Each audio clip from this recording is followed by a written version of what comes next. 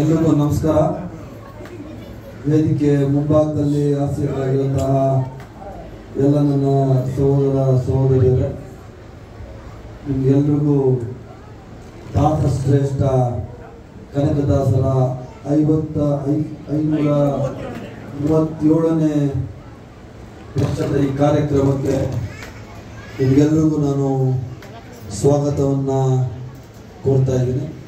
ವೇದಿಕೆ ಮೇಲೆ ಆಸೀನರಾಗಿರುವಂತಹ ಈ ಭಾಗದ ಮಾಜಿ ಶಾಸಕರು, ಮಾಜಿ ಮಂತ್ರಿಗಳು ಆದ ಕೃಷ್ಣಪ್ಪಣ್ಣವರ, ಮೇಷ್ಟ್ರಣ್ಣವರ ಹಾಗೂ ಎಲ್ಲ ಹಿರಿಯ ಎಲ್ಲ ಹೆಸರಿಲ್ಲ, ಸುರೇಶ ಎಲ್ಲ ಇದೆ. ಈ ಕಡೆ ಎಲ್ಲಿ ನಮ್ಮ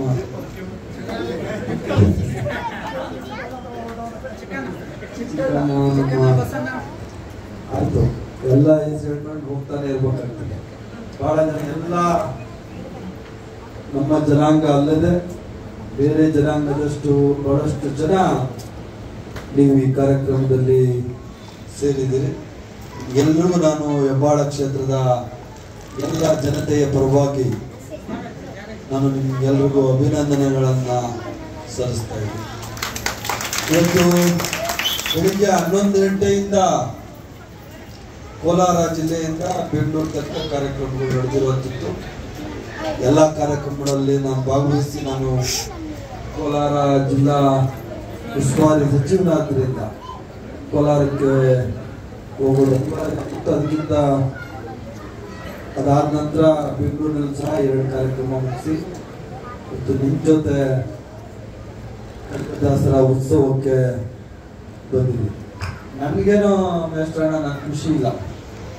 ನಾನು ಬಸವರಾಜ, ಪುಟ್ಟ, ಸುರೇಶ ಎಲ್ಲ ಕ್ಯಾಕ್ ಬಂದಾಗ ದೊಡ್ಡದಾಗಿ ಮಾಡಲಿ ಅಂತ ಹೇಳಿದ್ದೆ. ವಸಂತ ಇಲ್ಲಿ ನೀವು 200-300 ಜನನೂ ಕುತ್ಕೊಳಕ್ಕಲ್ಲ. ಸುರೇಶ ಎಷ್ಟು ಜನ ಕುತ್ಕೋಬೋದು? 250 ಜನ. ನೀವು ಯಾಕೆ ಅಲ್ಲೆಲ್ಲೂ 108 ಆಯ್ತಪ್ಪ, 108 ಬಸ್ ಸ್ಟ್ಯಾಂಡ್ ಹೆಂಗೆ ಮಾಡ್ತಿರ್ತ? ಚೆನ್ನಾಗಿ ಟೈಲ್ಸ್ ಎಲ್ಲ ಹಾಕ್ಕೊಟ್ಟಿಲ್ಲ ನಿಮ್ಗೆ ಚೆನ್ನಾಗಿ. ನೀವು ಬೇರೆಯವ್ರಿಗೆ ಯಾರಿಗೆ ಎದುರ್ಕೊಳ್ದೆ ಸ್ವಲ್ಪ ಕಾರ್ಯಕ್ರಮಗಳು ಮಾಡಬೇಕು. ಯಾಕೆ ಏನಿದೆ, ಕನಕದಾಸರು ಅನ್ನೋದು ಬರೀ ಒಂದು ಜಾತಿ ಒಂದು ಜನಾಂಗಕ್ಕೆ ಸೇರಿದ್ದಲ್ಲ. ಪ್ರತಿಯೊಬ್ಬ ಮನುಷ್ಯನಿಗೆ ಕನಕದಾಸರು ತಮ್ಮ ದಾಸ ಸಾಹಿತ್ಯದ ಮುಖಾಂತರ ಈ ದೇಶಕ್ಕೆ ಒಳ್ಳೆ ಸಂದೇಶಗಳನ್ನು ಕೊಟ್ಟರು, ಈ ಜಗತ್ತಿಗೆ ಒಳ್ಳೆ ಸಂದೇಶಗಳನ್ನು ಕೊಟ್ಟರು. ಕುಲವೆಂದು ಒಡೆದಾಡದಿರಿ, ಕುಲದ ನಿಲಯನಾದರೂ ಬಲ್ಲಿರ ಬಲ್ಲಿರ ಬಲ್ಲಿರ. ಮಹಾನ್ ದಾರ್ಶನಿಕ ಬಸವರಾಜ್ ಅವರು. ಅದಕ್ಕೆ ಮುಂದಿನ ದಿವಸ, ಮುಂದಿನ ವರ್ಷ ಇದಕ್ಕೆ 4-5 ಪಟ್ಟಿದ್ದು.